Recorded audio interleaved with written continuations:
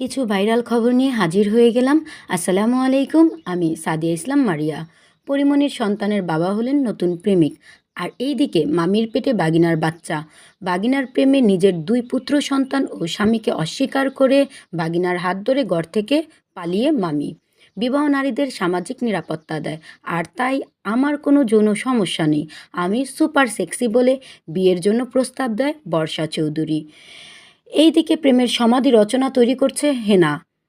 চাচা সুভা কোথায়? সুভা নাকি টিকটকারের হাত ধরে পালালো। পরিমণিকে গরু মেনে বারিশা হক বললেন তিনি অনেক সহ্য করেছেন, আর সহ্য করবেন না। তিনি সহ্য করলেও হেলিকপ্টার কিন্তু সহ্য করেনি, যদিও হেলিকপ্টার নিয়ে এখানে বিতর্ক রয়েছে। হেলিকপ্টার তার পাংখার বাতাস ছেড়ে দিল এবং বারিশা হকের বিভিন্ন দামি দামি পোশাকগুলো বিভিন্ন স্থান থেকে ছিঁড়ে গেল। সেই সকল ছেঁড়া পোশাকগুলো নিয়ে তিনি বিভিন্ন ব্র্যান্ডের বিভিন্ন অনুষ্ঠানে চলে যাচ্ছে প্রমোট করার জন্য। সেই খবর শুনতে বুবলি ম্যাডামের ঢুকে গেল, মানে মশা ঢুকে গেল, অন্য কিছু ভাইবেন না, যা তা। তার ভাষার বারিশা হক ম্যাডামের ভাষার শালীনতা থাকলেও তার পোশাকের কিন্তু কোনো প্রকার শালীনতা নেই। বর্তমানে বাংলাদেশি নায়িকারাও এ ধরনের পোশাক পরতে গেলে দ্বিতীয়বার চিন্তা করবেন। তন্নি আপু নাকি ফেক রেস্টুরেন্টের মালিক হলেন। সেই খবর শুনতেই বারিশা হক ম্যাডাম ইঁদুরমুখী হয়ে গেলেন, কারণ সহজ, তিনি ফ্রিতে খেতে পারবেন। তার স্বামী নাকি ঠিক মতো তবলা বাজাতে পারে না। এটা কিন্তু আবার আমার কথা না, সোশ্যাল মিডিয়ার কথা। সেই দুঃখে তিনি নাকি ইঁদুর হয়ে গেলেন।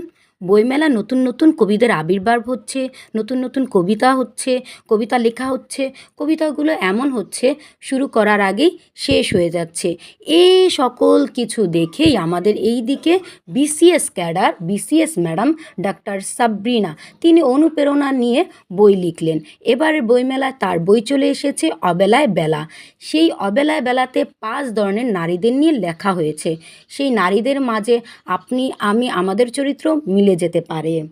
এইদিকে তার আরও লেখা, বর্তমান লেখা আছে ছাত্র জনতা নিয়ে, এবং পার্ট বাই পার্ট আসতেছে মার্কেটে বন্দিনী, বিভিন্ন কারাগারের জীবন নিয়ে। জয় ভাইয়ের এক প্রোগ্রামে জয় ভাই তাকে প্রশ্ন করলেন, দ্বিতীয়বার কোন কাজটি আপনি করবেন না? তিনি বললেন, বাবা মায়ের কথা না শুনে আমি আর বিয়ে করব না, তাও লজ্জার স্টাইলে। তখন জয় ভাইয়া প্রশ্ন করলো, আপনি লজ্জা পেলেন? বলে, না তো ভাইয়া, কোথায় লজ্জা পেলাম? তাহলে যে লজ্জার এক্সপ্রেশন দিলেন?